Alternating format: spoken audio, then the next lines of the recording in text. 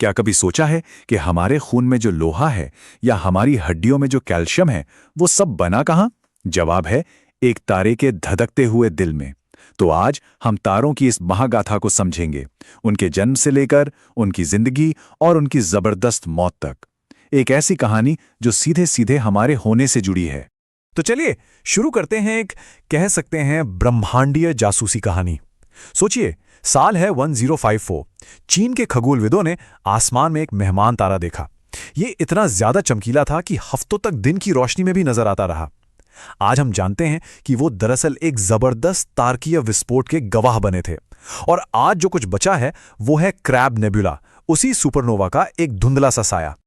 और इसी ब्रह्मांडीय मलबे के ठीक बीचों बीच असली पहेली छिपी थी। एक अजीब टिमटिमाता हुआ तारा जो किसी भी जानी पहचानी कैटेगरी में फिट ही नहीं हो रहा था। इसने वैज्ञानिकों को दशकों तक उलझाए रखा। आखिर ये था क्या? इस रहस्य को सुलझाने के लिए हमें पहले ये समझना होगा कि एक तारा पैदा कैसे होता है। फिर हम देखेंगे कि कैसे उसका वजन ही उसकी किस्मत तय करता है, और औसत और विशाल तारों के अलग अलग अंजाम के बारे में जानेंगे।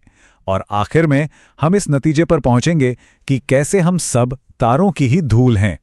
तो एक तारे का जन्म। देखिए, किसी भी तारे के अंत को समझने से पहले हमें यह जानना होगा कि उनकी शुरुआत कैसे होती है, क्योंकि हर तारा, चाहे वो कितना भी बड़ा हो या छोटा, एक ही तरह के ब्रह्मांडीय पालने में जन्म लेता है। तारों के पैदा होने के मोटे तौर पर 3 चरण होते हैं। सब कुछ एक नेबुला यानी गैस और धूल के एक बहुत बड़े बादल से शुरू होता है। गुरुत्वाकर्षण उसे सिकोड़कर एक प्रोटोस्टार यानी आदि तारा बनाता है, और जब उसका केंद्र बहुत ज्यादा गर्म हो जाता है तो वो एक मुख्य अनुक्रम तारे के तौर पर जल उठता है। गुरुत्वाकर्षण यानी ग्रेविटी की जो ताकत है, वो हाइड्रोजन और हीलियम के इस विशाल बादल को धीरे धीरे अपने केंद्र की तरफ खींचने लगती है।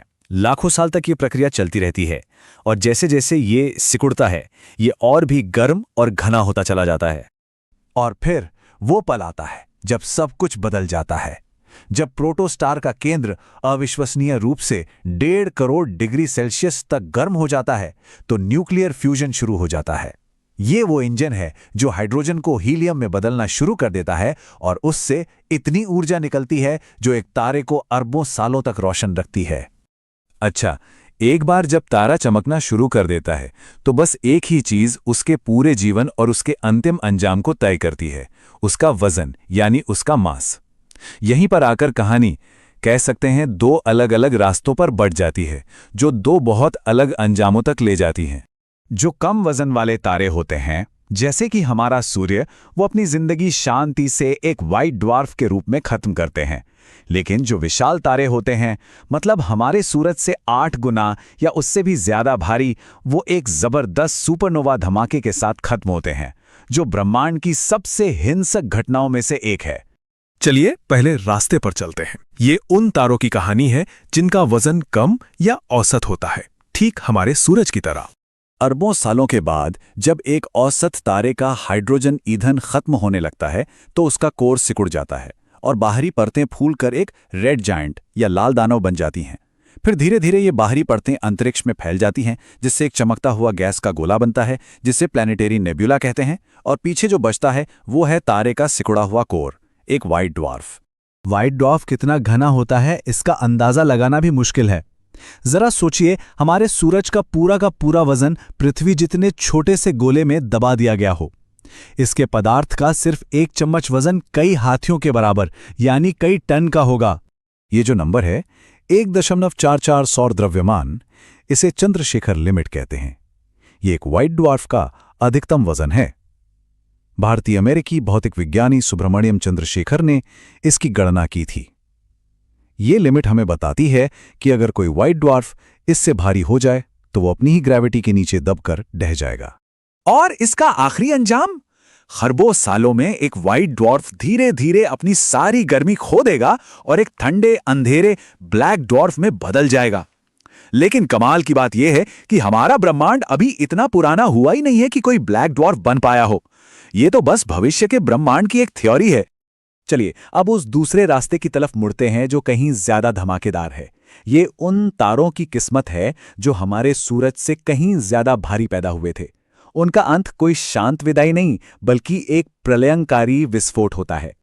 अपनी जिंदगी के आखिर में एक विशाल तारा एक फैक्ट्री बन जाता है। वो अपने कोर में प्याज की परतों की तरह भारी से भारी तत्व बनाता जाता है। लेकिन यह प्रक्रिया लोहे पर आकर रुक जाती है। क्यों? क्योंकि लोहे को गलाने से ऊर्जा पैदा नहीं होती, बल्कि वो ऊर्जा सोखता है। तारे का इंजन बंद हो जाता है और बस उसी पल गुरुत्वाकर्षण की जीत होती है और तारे का कोर 1 सेकंड से भी कम समय में बुरी तरह से ढह जाता है।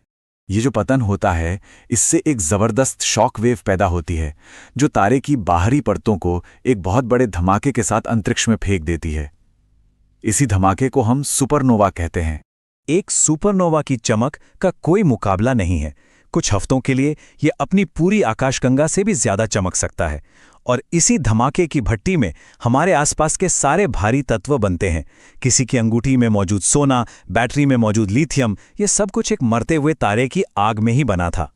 और अब हम वापस अपनी शुरुआती पहेली पर आते हैं। क्रैब नेबुला के केंद्र में वो अजीब तारा असल में एक न्यूट्रॉन तारा है, उसी विशाल तारे का ढह चुका कोर जो सुपरनोवा में फटा था। ये एक पल्सर है जो बहुत तेजी से घूम रहा है। तो रहस्य सुलझ गया। तो इन सब तारकीय जीवन चक्रों का मतलब क्या है? इनका हमारे लिए क्या महत्व है? इसका जवाब असल में हमारे अंदर ही छिपा है। सुपरनोवा के धमाके इन सभी नए बने तत्वों को पूरी आकाशगंगा में बीजों की तरह बिखेर देते हैं और यही ब्रह्मांडीय धूल और गैस फिर अगली पीढ़ी के तारों और ग्रहों को जन्म देती है। हमारे ग्रह का हर एक कण, हमारे शरीर का हर एक परमाणु कभी न कभी एक तारे के दिल में था।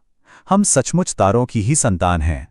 तो अगली बार जब कोई रात में आसमान को देखे तो ये याद रखे, वो सिर्फ दूर की रोशनियां नहीं देख रहा है, वो ब्रह्मांड का इतिहास देख रहा है, विनाश और निर्माण का चक्र देख रहा है। वो उन अनगिनत आने वाली दुनियाओं के बीज देख रहा है जो अभी बनना बाकी हैं। और ये हमें सोचने पर मजबूर करता है, आज रात तारों की इसी धूल से कौन सी नई दुनियाएं जन्म ले रही होंगी।